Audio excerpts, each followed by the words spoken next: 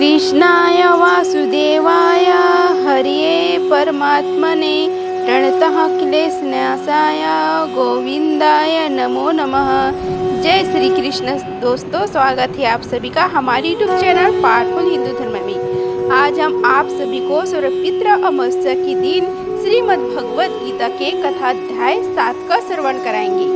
आइए श्रवण कीजिए कथाध्याय 7 का।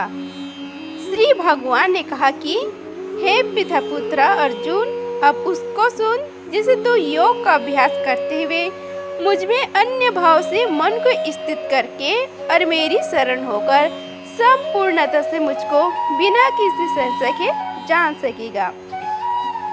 अब मैं तेरे लिए उस परम ज्ञान को अनुभव सहित कहूँगा जिसको पूर्ण रूप से जानने के बाद भविष्य में इस संसार में तेरे लिए अन्य कुछ भी जानने योग्य शेष नहीं रहेगा। हजारों मनुष्य में से कोई एक मनुष्य मेरी प्राप्ति रूपी सिद्धि की इच्छा करता है और इस प्रकार सिद्धि की प्राप्ति के लिए प्रयत्न करने वाले मनुष्य में से भी कोई एक मुझको तत्व रूप से साक्षात्कार सही जान पाता है। पृथ्वी, जल, अग्नि, वायु, आकाश, मन, बुद्धि और अहंकार, ऐसे यह 8 प्रकार के भेदों वाली तो मेरी जड़ स्वरूप अपरा प्रकृति है। हे महाबाहु अर्जुन, परंतु इस जड़ स्वरूप अपरा प्रकृति के अतिरिक्त अन्य चेतन दिव्य स्वरूप परा प्रकृति आत्मा को जानने का प्रयत्न कर, जिसके द्वारा जीव रूप से संसार का भोग किया जा सकता है। हे अर्जुन, तू मेरी इन जड़ तथा चेतन प्रकृतियों को ही सभी प्राणियों के जन्म का कारण समझ और मैं ही इस संपूर्ण जगत की उत्पत्ति तथा प्रलय का मूल कारण हूँ। हे धनंजय, मेरे अतिरिक्त अन्य कुछ भी नहीं है। जिस प्रकार माला में मोती धागे पर आश्रित रहते हैं, उसी प्रकार यह संपूर्ण जगत मणियों के समान मुझ पर ही आश्रित है। हे कुंती पुत्रा, मैं ही जल का स्वाद हूँ, सूर्य तथा चंद्रमा का प्रकाश हूँ, समस्त वैदिक मंत्रों में ओमकार हूँ, आकाश में ध्वनि हूँ और मनुष्यों द्वारा किए जाने वाले पुरुषार्थ भी मैं हूँ। मैं पृथ्वी में पवित्र गंध हूँ, अग्नि में उष्मा हूँ, समस्त प्राणियों में वायु रूप में प्राण हूँ और तपस्वियों में तप भी मैं हूँ। हे पृथ्वीपुत्र अर्जुन, तू मुझको ही सभी प्राणियों का अनादि अनंत बीज समझ। मैं बुद्धिमानों की बुद्धि और तेजस्वी मनुष्यों का तेज हूँ। हे भारत श्रेष्ठ अर्जुन, मैं बलवानों का कामना रहित और अशक्ति रहित बल हूँ और सब प्राणियों में धर्मानुसार विषय जीवन हूँ। प्रकृति के 3 गुण सत्व गुण, रज गुण और तम गुण से उत्पन्न होने वाले भाव, उन सब को तो मुझसे उत्पन्न होने वाले समझ। परंतु प्रकृति के गुण मेरे अधीन रहते हैं, मैं उनके अधीन नहीं हूँ। प्रकृति के इन 3 गुणों से उत्पन्न भावों द्वारा संसार के सभी जीव मोहग्रस्त रहते हैं। इस कारण प्रकृति के गुणों से अतीत मुझ परम अविनाशी को नहीं जान पाते। यह 3 दिव्य गुणों से युक्त मेरी अपर शक्ति स्वरूप माया को पार कर पाना असंभव है।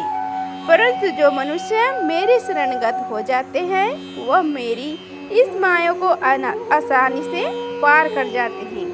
मनुष्यों में अधर्मी और दुष्ट स्वभाव वाले मूर्ख लोग मेरी शरण ग्रहण नहीं करते हैं। ऐसे नास्तिक स्वभाव धारण करने वालों का ज्ञान मेरे माया द्वारा ही हर लिया जाता है। हे भारत श्रेष्ठ अर्जुन, 4 प्रकार के उत्तम कर्म करने वाले, आर्ता, दुख से निर्भीक चाहने वाले, अनार्थी, धन संपदा चाहने वाले, जिज्ञासु, केवल मुझे जानने की इच्छा रखने वाले और ज्ञानी, मुझे ज्ञान सहित जानने वाले भक्त मेरा स्मरण करते हैं। इनमें से वह ज्ञानी सर्वश्रेष्ठ है जो सदैव अन्य भाव से मेरी शुद्ध भक्ति में स्थित रहता है, क्योंकि ऐसे ज्ञानी भक्तों को मैं अत्यंत प्रिय होता हूँ और वह मुझे अत्यंत प्रिय होता है।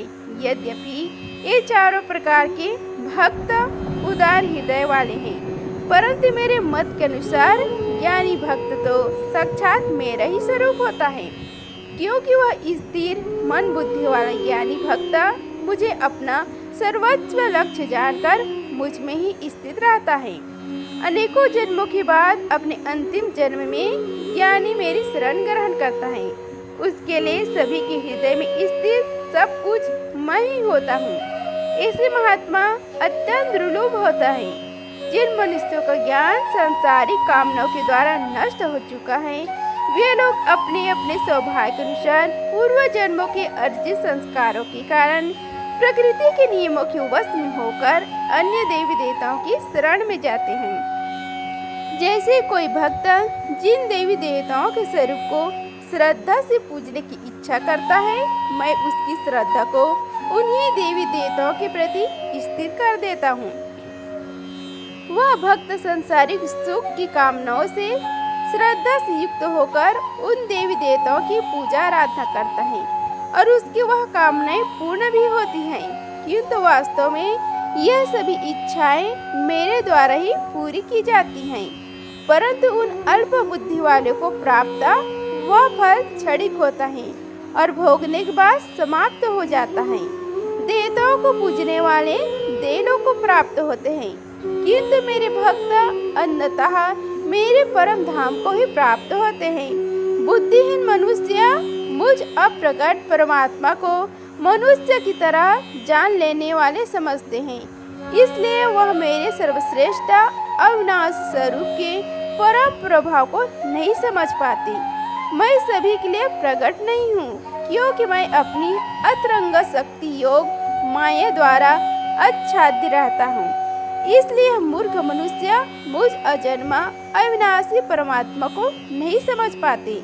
हे अर्जुन, मैं भूतकाल में, सर्वर्तमान, वर्तमान में और भविष्य में जन्म मृत्यु को प्राप्त होने वाले सभी प्राणियों को जानता हूँ, परंतु मुझे कोई नहीं जानता।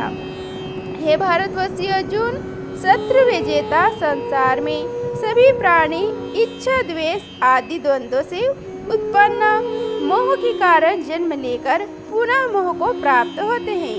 परंतु जिस मनुष्य ने पूर्व जन्मों में और इस जन्म में पूर्ण कर्म किए हैं तथा उसके सभी पाप पूर्ण रूप से नष्ट हो चुके हैं, वह दृढ़ संकल्प के साथ मेरी भक्ति करके मोह आदि सभी द्वंद्वों से मुक्त हो जाता है। जो मनुष्य मेरी शरण होकर वृद्ध अवस्था और मृत्यु से मुक्ति पाने की इच्छा करता है, ऐसे मनुष्य उस ब्रह्म को, परमात्मा को और उसके सभी कर्मों को पूरी तरह से जानता है। जो मनुष्य मुझे अधिभूत संपूर्ण जगत का कर्ता, आदि देव, संपूर्ण देवता का नियंत्रक तथा आदि यज्ञ संपूर्ण फलों को भोक्ता सहित जानता है और जिसका मन निरंतर मुझ में स्थित रहता है, वह मनुष्य मृत्यु के समय भी मुझे जानता है। इस प्रकार उपनिषद, ब्रह्म विद्या तथा योग शास्त्र स्वरूप श्रीमद् भगवद गीता में श्री कृष्ण तथा अर्जुन के संवाद में श्रीमद् भगवद गीता योग नाम का 7वां अध्याय समाप्त हुआ। इस प्रकार आज हम आप सभी को सर्वपितृ अमावस्या में श्रीमद् भगवद गीता के 7वां अध्याय की कथा कहकर सुनाए हैं। अगर आप सभी को यह वीडियो अच्छी लगी होगी तो वीडियो को लाइक कीजिए, चैनल को सब्सक्राइब कीजिए और कमेंट बॉक्स में जय श्री हरि लिखिए। धन्यवाद। मिलते हैं अगले वीडियो में, तब तक के लिए जय श्री राधे कृष्णा।